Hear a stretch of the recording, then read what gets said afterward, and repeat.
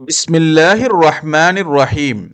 இர்ஷாதத்தே ஹபீப் ஞானோபதேசங்கள் ஷேஹே காமில் ஆரிஃப் பில்லா அல்ஹாஜ் ஹாஜா ஹபீபுல்லா ஷா ரதியல்லாஹு தாலா அன்ஹு அவர்கள் அருளியது. அத்தியாயம் 27. உள்ளத்தில் ஹக்கை தவிர வேறு எதற்கும் இடமில்லை.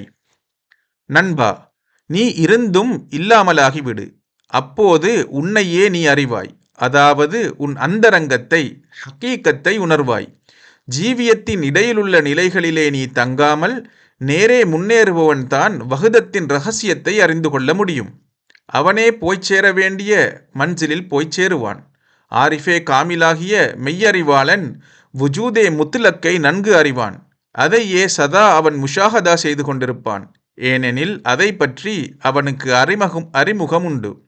அதை தவிர வேறு வுஜூதே அவனுக்கு தெரியாது. அவனே வுஜூதின் வெளித்தோற்றமாகவும் பிரதிபிம்பமாகவும் இருக்கின்றான். அந்த வுஜூது குறிப்பிட்ட மனக்கண்ணாடியில் நன்கு தெரிய வரும். வுஜூதே முத்துலக் எப்போதும் தன்னுடைய ஷுஹூதிலேயே இருக்கும். கதீம், முஹதிசாத் என்பன வெவ்வேறல்ல. கதீம் என்னும் பூர்வீகம் முஹதிசாத் என்னும் புதுமையில் அடங்கியிருக்கின்றது. ஹக்கின் தஜல்லியை தவிர மற்றவை எல்லாம் அழியக்கூடியவைகளே. நூதனமானது பிரபஞ்சத்தில் காணப்பட்டு கொண்டே இருக்கும். அதன் தத்துவம் வாஜிபுல் வுஜூத் எனும் உள்ளமையாகும்.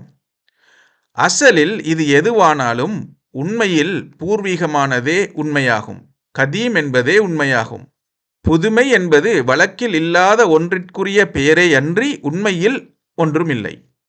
உள்ளம் என்பது இறைவனுக்குரிய உறைவிடம். அந்த இல்லத்தின் சொந்தக்காரனாகிய அல்லாஹுவை தவிர வேறு ஏதும் இருப்பதற்கு இடம்பாடில்லை. அப்படி வேறு ஏதும் வந்து குடிக்கொண்டாலும் அதை எந்த மூடன்தான் ஹக்கு என்று ஏற்றுக்கொள்வான்.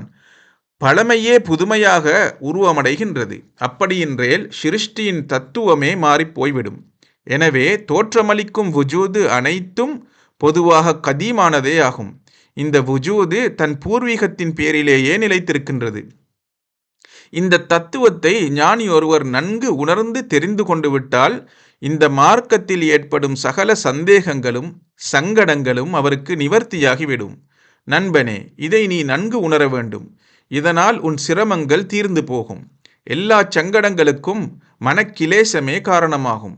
இந்த வகுமினால், பேத புத்தியினால்தான் ஒரு பொருளின் மீதுள்ள ஒரு சிறு புள்ளி பரவலாகி பெரிய வட்டம் போல் தெரிகின்றது.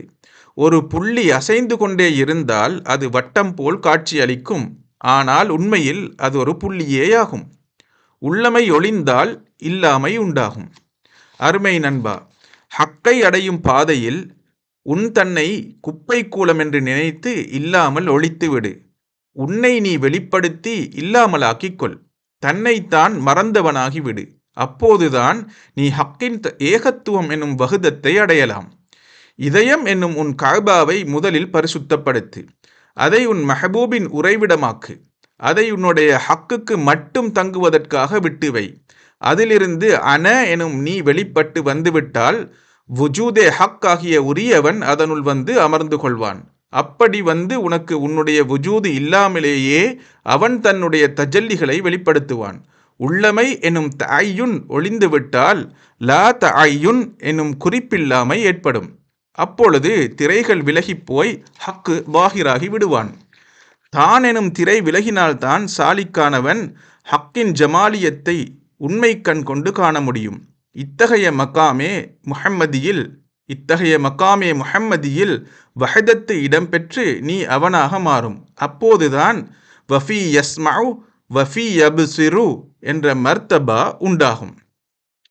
ஆரிஃபின் பேச்சு அந்தரங்கமானது. அருமையானவனே, ஆத்ம ஞானியாகிய ஆரிஃபின் மொழிகள் ஹக்குல் யகீனாகும். அது அந்தரங்கமானது. வெளியில் பார்த்து கற்றுக்கொள்ளும் தக்லீத் அல்ல.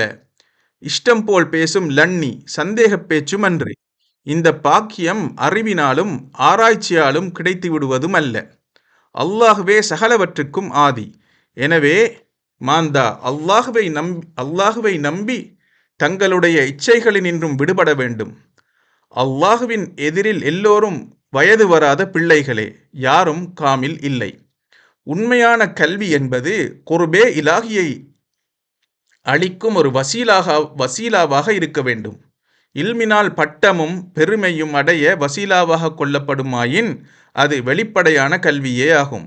அப்படியானால் உலகிலுள்ள வித்தைகளைப் போல் இதுவும் ஒரு வித்தையாகிவிடும். தன்னை மறக்கும் நிலை எதனால் உண்டாகுமோ அதுவே இல்மு ஆகும். தான் எனும் உணர்ச்சியூட்டும் கலையின் நூற்றுக்கணக்கான தீமைகள் உண்டு. தன்னுடைய நாயனின் திருமுகத்தை காண்பிக்காத கல்வியால் என்ன பயன்? அதைவிட மூடத்தனமே 100 மடங்கு மேலானதாகும்.